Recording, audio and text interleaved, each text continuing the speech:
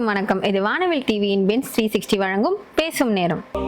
Connecting you with medical experts. என்னோட இதயம் laptop துடிக்குது, என்னோட இதயம் பேசுது அப்படின்னு இதயத்தை நம்ம எமோஷனோட கனெக்ட் பண்ணி சொல்லியிருப்போம்.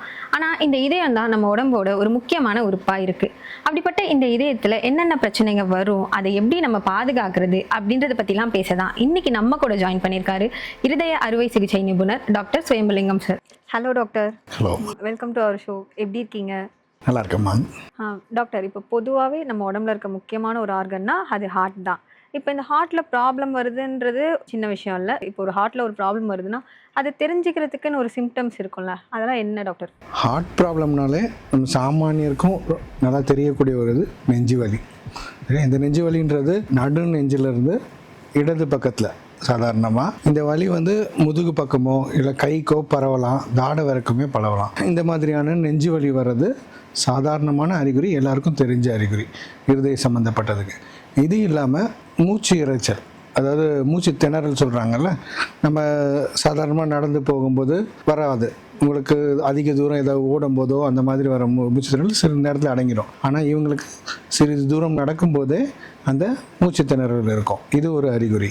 இது இல்லாமல் மயக்கம், அதிகப்படியான வேர்வை ஊற்றுதல், உடம்பு ஜில்லுன்னு ஆகிற மாதிரி வேர்த்து ஊற்றுதுன்றாங்கல்ல, அந்த மாதிரியான அறிகுறி வரலாம். இது இல்லாமல் வறட்டு இருமல், ஒரு சில நேரத்தில் சளி கொண்ட இருமலாகவும் இருக்கலாம். இதுவும் இருதய நோய்க்கான ஒரு அறிகுறி.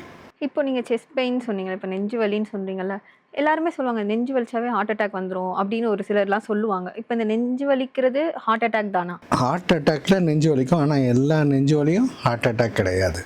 சரியா?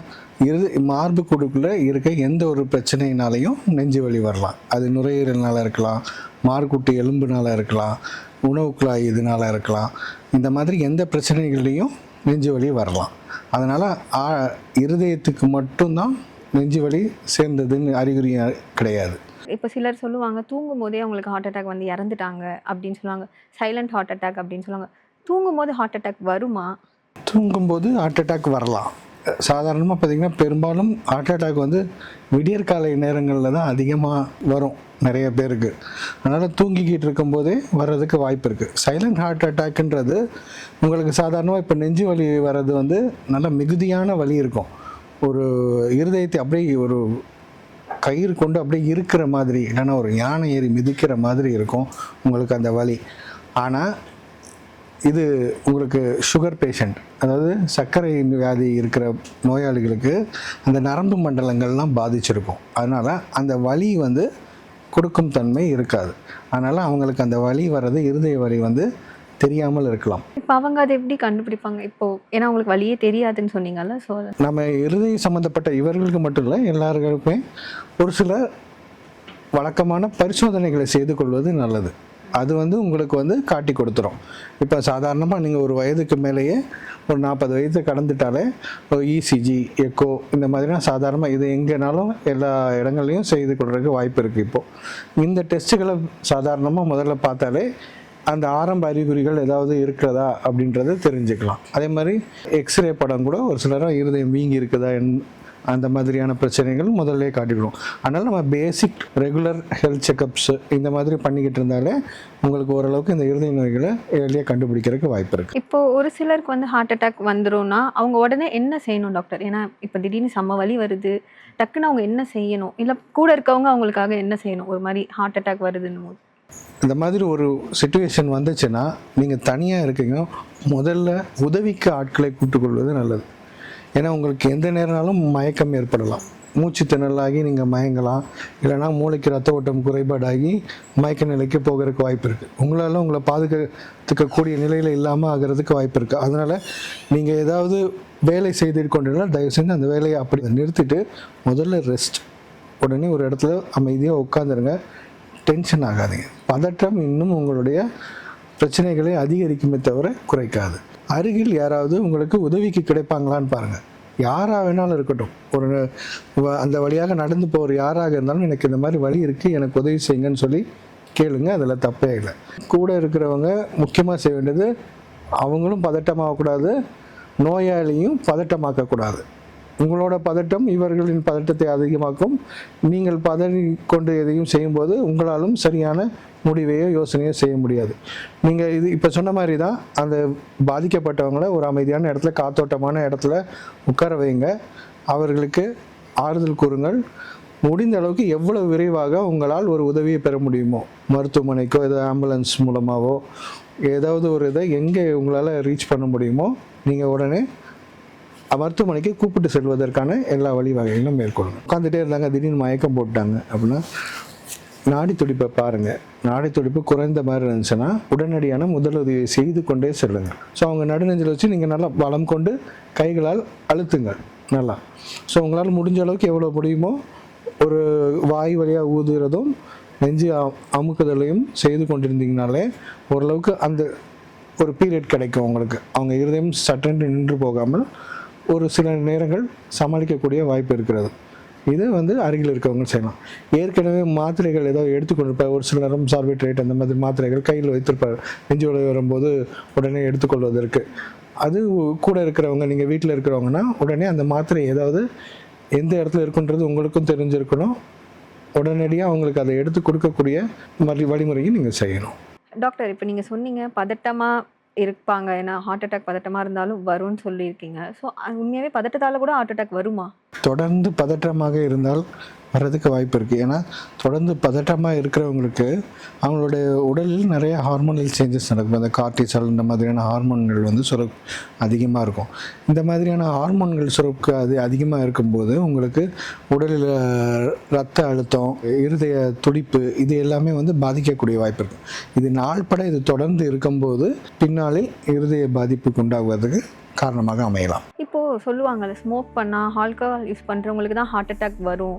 உண்மையாகவே அவங்களுக்கு மட்டும்தான் வருமா, இல்லை நார்மலாக இருக்கவங்களுக்கு கூட வருமா? ஸ்மோக்கிங், ஆல்கஹால் இது இருக்கிறவங்களுக்கு ஹார்ட் ப்ராப்ளம்ஸ் வர்றதுக்கு வாய்ப்புகள் ஜாஸ்தி. ஆனால் இது இல்லாதவங்களுக்கு வரவே வராதுன்னு கிடையாது. ஏன்னா நிறைய பேருக்கு இந்த பழக்க வழக்கங்கள் இல்லாதவங்களுக்கே நிறைய பேருக்கு பைபாஸ் சர்ஜரியே பண்ணுற மாதிரி தேவைப்பட்டிருக்கு.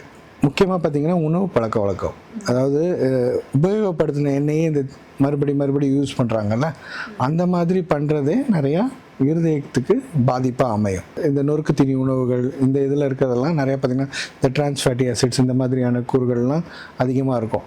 இது இல்லாமல் நச்சுத்தன்மைகளும் அதிகமாக இருக்கும், டாக்ஸிக் இதெல்லாம். ஸோ இது அதிகமாகும்போது என்னென்னா உடலில் இருக்க இந்த இரத்த குழாய்களையும் இருதயத்தையும் அது நாள்பட பாதிக்கிறதுக்கு வாய்ப்பு இருக்குது. அந்த மாதிரி இருக்கும்போது அதுவுமே ஒரு காரணமாக இருக்கலாம். டாக்டர், அது மாதிரி நீங்கள் இப்போ சொன்னீங்க ஹார்ட் அட்டாக் வந்தால் இந்த மாதிரி ஃபஸ்ட் எய்ட் பண்ணலாம், மேபி ஆம்புலன்ஸ் வர லேட் ஆகுது அப்படி. ஆனால் எவ்வளோ நேரத்துக்குள்ளே அவங்கள ஹாஸ்பிட்டல் கூப்பிட்டு போயிடணும் நம்ம? இதய வலி அப்படின்ற சந்தேகம் வந்துருச்சுனாலே எவ்வளவு வேகமாக முடியுமோ அவ்வளவு வேகமாக மருத்துவமனைக்கு செல்வது நல்லது. அந்த வேலையை முடிச்சுட்டு போகலாம், இந்த வேலையை முடிச்சுட்டு போகலான்னு எந்த காலதாமதமும் இருக்கக்கூடாது. எவ்வளவு விரைவாக நீங்கள் போகிறீங்களோ அந்த கோல்டன் பீரியடுக்குள்ளே நீங்கள் ஹாஸ்பிட்டலில் ரீச் ஆனீங்கன்னா அது பேஷண்ட்டுக்கு நல்லது. இப்போ கோல்டன் பீரியட் சொன்னீங்களா, அப்படின்னா என்ன டாக்டர்? இருதய அடைப்பினால மாரடைப்பு வரும்போது அந்த இருதய செல்கள் டேமேஜ் ஆகிறதுக்கு ஒரு கால அவகாசம் இருக்குது. ஒரு 6 மணி நேரம் வரைக்கும்னு வச்சுக்கோங்க. அது வரைக்கும் ரிவர்சிபிள் டேமேஜாக இருக்கும். உங்களுக்கு அந்த மருந்துகள்லாம் கொடுத்து சரி பண்ணக்கூடிய லெவலில் இருக்கும். அந்த முழுமையாக செல்கள் இறக்கக்கூடிய வாய்ப்பு இல்லாமல் இருக்கும். அந்த பீரியடுக்குள்ளே நம்ம ஏதாவது வைத்தியத்தை செஞ்சிட்டோன்னா இறக்காமல் பாதுகாக்கலாம். ஸோ அதுதான் அந்த கோல்டன் பீரியட்ன்றது. ஸோ நீங்கள் உங்களுக்கு வலி வந்ததுலேருந்து 6 மணி நேரத்துக்குள்ளே கேத்லாப் வசதி உள்ள எந்த ஒரு மருத்துவமனைக்கும் போனீங்கன்னா உங்களுக்கு தேவைப்படுற வைத்தியம் உடனடியாக அந்த 6 மணி நேரத்துக்குள்ளே செய்யப்படும் பட்சத்தில் உங்களுக்கு நாள்பட்ட இருதய பாதிப்பு, அதாவது அதோட பம்பிங் எல்லாம் குறையிறது இதெல்லாம் ஆகாமல் தடுக்கிறதுக்கு ஒரு வாய்ப்பாக இருக்கும். டாக்டர், அது மாதிரி நான் ஒரு சிலர் கேட்டிருக்கேன், எனக்கு ஃபஸ்ட் அட்டாக் தான் வந்திருக்கு, ஸோ இதுக்கப்புறம் நான் ஒழுங்காக ட்ரீட்மெண்ட்டில் இருந்தால் எனக்கு ப்ராப்ளம் இல்லை அப்படின்வாங்க. ஒரு சிலர் என்னன்னா எனக்கு 2 அட்டாக் வந்துருச்சு, அடுத்த அட்டாக் வந்துருச்சுன்னா என்னால் இருக்கவே முடியாது அப்படிலாம் சொல்கிறாங்க. அது என்ன டாக்டர், ஃபஸ்ட் அட்டாக் அப்புறம் 3rd அட்டாக்லலாம் ப்ராப்ளம்? இந்த 3 அட்டாக் அதான் உயிர் போகுன்றது கிடையாது, சரியா?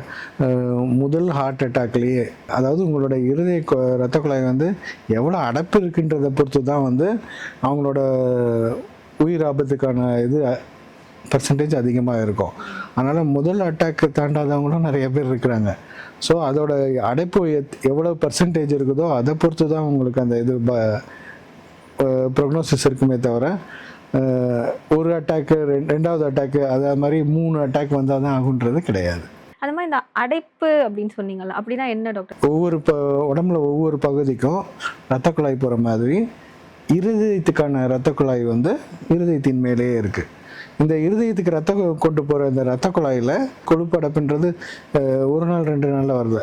பல நாட்கள் நம்ம உணவு பழக்கத்தினாலையும் எதனா சரியான உடற்பயிற்சி இல்லாமல் இந்த மாதிரி பல காரணங்கள்னால அதற்குள்ள அந்த கொழுப்பு மற்ற மாற்றங்கள்லாம் எடுத்து பிளேக்குன்னு சொல்லுவோம். அது வந்து ஃபுல்லாக அந்த இரத்த குழாயில் அடைப்பு ஏற்படுத்தி அந்த இருதயத்துக்கு போகிற ரத்த ஓட்டத்தை அதை தடுக்குது. அதனால் அந்த இருதயம் வந்து செல்கள் வந்து பாதிப்பாகுது.